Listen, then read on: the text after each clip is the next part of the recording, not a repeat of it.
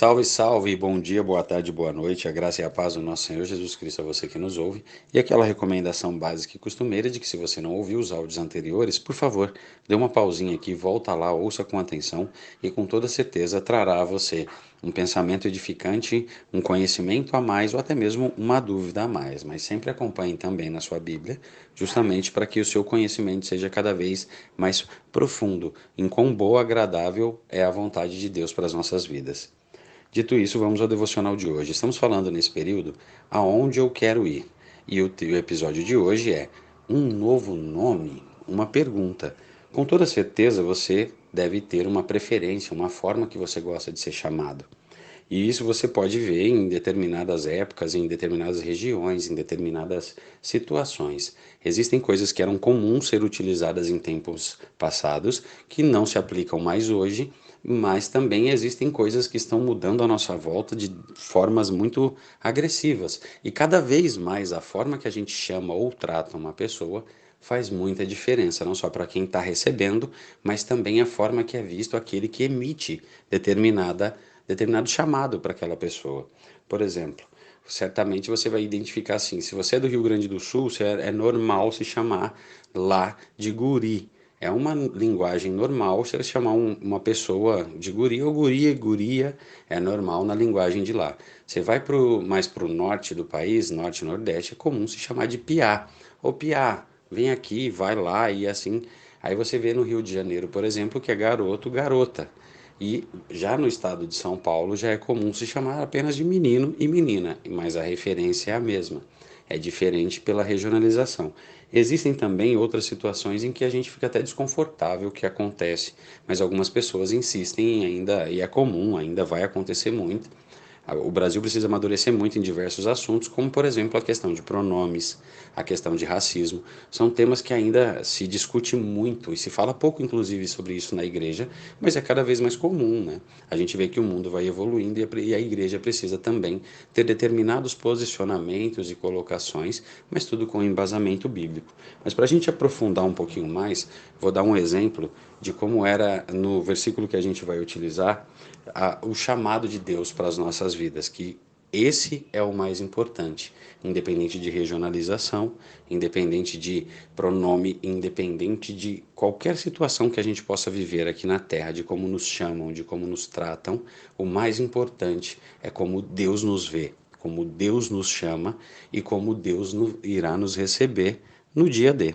Então, para isso, peço que você me acompanhe, por favor, em Apocalipse 2, capítulo 2, versículo 17, que diz o seguinte: Aquele que tem ouvidos, ouça o que o Espírito diz às igrejas. Ao vencedor darei do maná escondido, também lhe darei uma pedra branca, com um novo nome nela inscrito, conhecido apenas por aquele que recebe ou quem o dá. Então, esse é o chamado que nós temos para as nossas existências, a forma que Deus pretende te chamar. Explicando um pouquinho a referência em relação à pedra branca, no judaísmo antigo existia-se sempre viagens muito longas, né? Tanto para venda, compra, para vários processos que o judeu tinha esse hábito de viajar, de ser um povo que andava bastante. Era comum em determinadas cidades, quando a pessoa passava e era muito bem recebida ou gerava um vínculo, criava-se uma amizade. A pessoa, o anfitrião, uma das partes, pegava uma pedra branca, porque o branco para o judeu simboliza pureza, limpeza, enfim, tem uma série de significados positivos em relação à cor branca. Por isso a pedra branca, e quebrava-se a pedra ao meio, ou seja, aquela pedra tinha um encaixe único. E por isso o judeu, em qualquer lugar que tanto fosse no destino da cidade do viajante, ou o viajante voltasse naquela casa na qual ele tinha sido se hospedado, ele automaticamente seria muito bem-vindo. Mesmo que depois viesse um filho dele, por exemplo, do viajante, em nome do pai, também utilizaria daquilo. O judeu trabalhava muito esse lado da gratidão e mantinha-se a conexão entre famílias, entre amigos, viajantes, e havia muito esse, como por exemplo na parábola que a gente vê do bom samaritano, em que a pessoa deixou o samaritano deixou a pessoa ferida na hospedagem e falou: quando eu voltar, eu pago o que passou. existia muito isso, era natural do judeu isso, quando alguém dava sua palavra ou quando tinha esse partir da pedra branca, tanto para o viajante, tanto para aquele que recebesse em sua casa. Mas ao mesmo tempo, uma pessoa que viajava muito, ela ia acumulando muitas pedras. E o fato disso, ela não saberia mais qual pedra é importante ou qual pedra não era, porque ela era muito querida em vários lugares, mas pelo fato de perder algumas pedras pelo caminho, ela era pouca aceita em vários lugares. Por isso, a bolsa de pedras não era algo bom a se ter, e sim poucas pedras em poucas paradas. Essa era a melhor mensagem para o judeu viajante. Mas, ao mesmo tempo, trazendo para o versículo que a gente acabou de ler e vamos entender um pouquinho a respeito de como a gente gosta de ser chamado. Muitas das vezes a gente gosta, a mãe da gente, só o jeito de que ela chama, pelo tom de voz que ela chama e sempre usa. Se você tem nome composto, é pior ainda, porque ela te chama pelo nome composto e faz questão. Só de ouvir já dá um frio na espinha, gela tudo, e a gente sabe como é isso. Eu não tenho nome composto, eu sofro um pouco menos. Mas ao mesmo tempo, tem algumas formas que a nossa mãe nos chama, a nossa mãe, a pessoa que a gente gosta, a sua namorada, namorado, a pessoa com quem você tem um bom relacionamento, sempre tem um amigo, um colega de trabalho às vezes, que tem uma maneira carinhosa que te chama e você gosta também. Agora imagina que tem alguns nomes, por exemplo, que marcam muito época também, né? Imagina, por exemplo, tem alguns nomes como Joaquim, que hoje em dia está na moda. Vai ser comum você encontrar um senhor chamado, ô, seu Joaquim, tudo bem? Como também tem um bebê chamado Joaquim e super normal. Existem alguns nomes que marcaram época. Você não vai ver, por exemplo, um bebê chamado Ananias. Consegue imaginar um amigo seu tendo um filho e colocando o nome de Ananias? Não. E existem alguns nomes também que são atemporais, como o de Paulo, por exemplo. É normal você encontrar um jovem chamado Paulo, como uma criança chamada Paulo, como um senhor. Ô, senhor Paulo, tudo bem? Como que o senhor está? Tem as formas e os nomes vão mudando com o tempo, no entanto, que isso é tão importante que Cristo muda o nome dos apóstolos, assim como Deus muda o nome de Abraão, e como Deus em determinados momentos deixa claro como aquela criança que vai nascer deve se chamar, como é o caso de Jesus, de João Batista.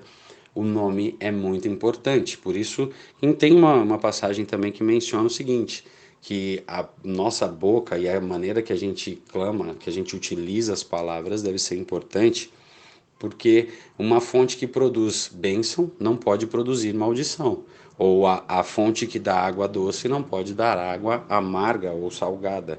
E é muito importante que a gente trate disso, né? De como chamar as pessoas, como tratar as pessoas. E é tão importante a gente ter essa visão que Deus deixa bem claro, de novo, lendo o versículo: aquele que tem ouvidos, ouça o que o Espírito diz às igrejas. Ao vencedor, darei um maná escondido, também lhe darei uma pedra branca, com um novo nome nela inscrito, conhecido apenas por aquele que o recebe. Deus, desde que Ele te criou, Ele te preparou e está esperando você chegar e receber a sua pedra branca, com o seu nome, aquele nome carinhoso, sabe? Que muitas das vezes a gente se sente à vontade na família, entre os amigos. Imagina como seria carinhoso o nome que Deus te chamaria. É esse nome, é esse convite, é essa intimidade que Deus quer ter com você. Que você tenha um nome e um apelido carinhoso que somente Ele vai te chamar, e quando Ele chamar, só você vai saber que é você. E é muito importante que você produza esse relacionamento desde já, porque assim como um viajante recebia sua pedra branca, assim Deus também tem com você. Desde o dia que você nasceu, aceitou, creu, confessou, se batizou, que você vem buscando esse caminho. Você é um viajante nessa terra e você não pertence aqui. E quando você voltar para casa, lá estará sua pedra, seu nome e o Deus que vai te chamar por um nome que só você e Ele vai conhecer.